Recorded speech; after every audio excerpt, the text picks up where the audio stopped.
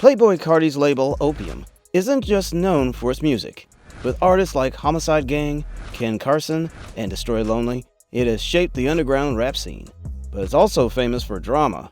The label has been infused with many well-known artists and faced intense rivalry on the streets of Atlanta. Today, we're looking into the biggest beefs that shaped Opium's chaotic journey.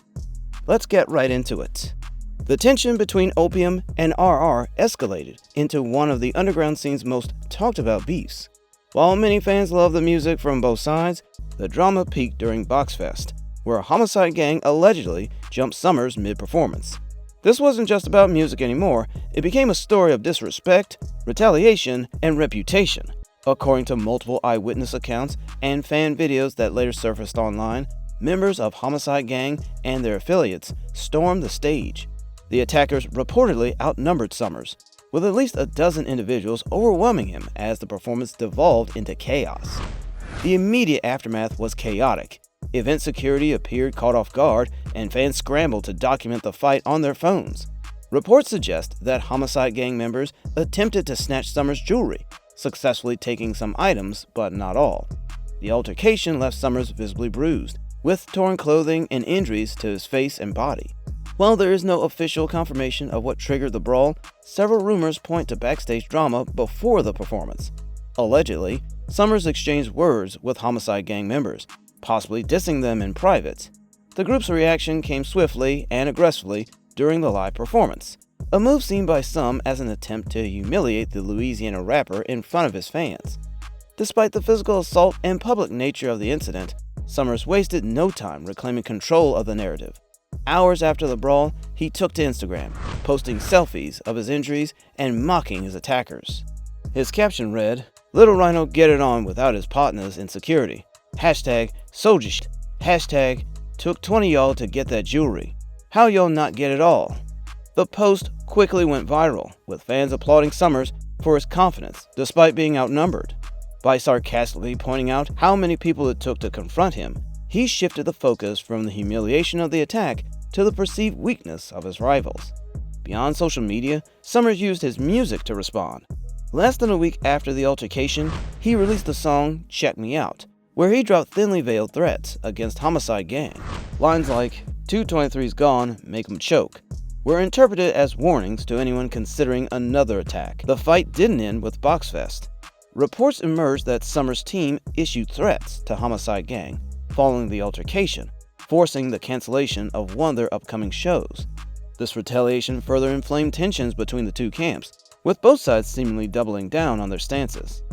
But just as the Summers vs. Homicide Gang drama seemed to dominate conversations, another layer of tension emerged. Homicide Gang's ongoing feud with the Front Street henchmen reminded everyone that this wasn't just about music. It was a deep-seated rivalry rooted in Atlanta's underground culture. The feud between Homicide Gang and the Front Street henchmen is deeply rooted in Atlanta's underground scene, where music, gang culture, and territorial pride often overlap. As prominent members of Opium label, Homicide Gang have been tied to the Backstreet faction, which has long-standing animosities with the henchmen. These disputes have spilled over into music and public interactions, creating a rivalry that goes beyond lyrics and stage presence. The tension reportedly began long before Homicide Gang gained prominence, rooted in territorial battles between Atlanta's Front Street and Backstreet. As Michi and Bino rose to fame under Carti's mentorship, their aggressive music style and Backstreet affiliations made them prime targets for diss tracks from their ops. Henchman affiliate rapper Ola Runt, for example, has been known to take direct and indirect shots at the Backstreet faction through his lyrics. Both groups have used music as a weapon in their conflict. As the head of Opium, Carti's association with Homicide Gang has only magnified the rivalry. Playboi Carti entered the beef chat, adding a street-level dimension to his music. On track Stop Breathing, he mentioned currently locked up friends and talks about the death of his friend Sosa, who was allegedly shot by henchmen gang members. The song also includes many disses pointed at his ops from Front Street, who, he hopes, will soon stop breathing. His enemies took note of his words.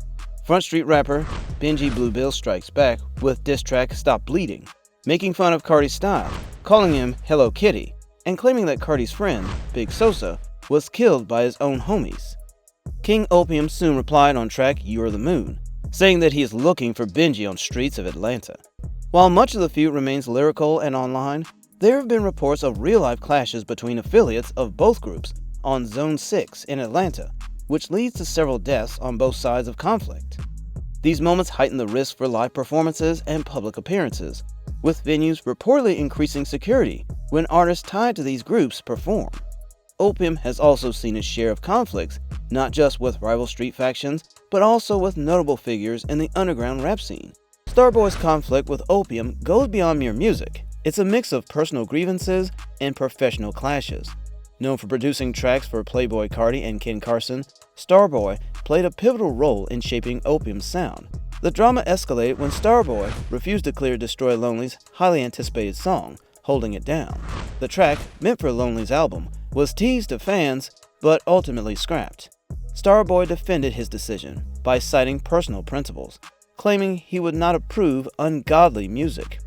However, many fans suspect the refusal was part of his broader feud with Opium, especially given his history of working on controversial tracks. The tension spilled onto social media, with Starboy posting cryptic messages about recycled sounds and wannabes in the game. While he didn't name names, Opium fans took it personal. In response, Opium artists fired back indirectly during a Starboy IG Live session, where their leader quipped, "Old stars need to make room for fresh energy," but it didn't end there. The feud transitioned into the studio, with Starboy dropping a single laced with subliminals, including the line, "Copycats never last long." Fans immediately speculated it was a diss aimed squarely at Opium. The fallout was messy. Social media erupted with chaos, featuring memes mocking both sides. Starboy was portrayed as a boomer, while Opium was roasted as noisemakers. Amid this, Starboy's close friendship with Yeet, another rival to Opium, only fueled suspicions.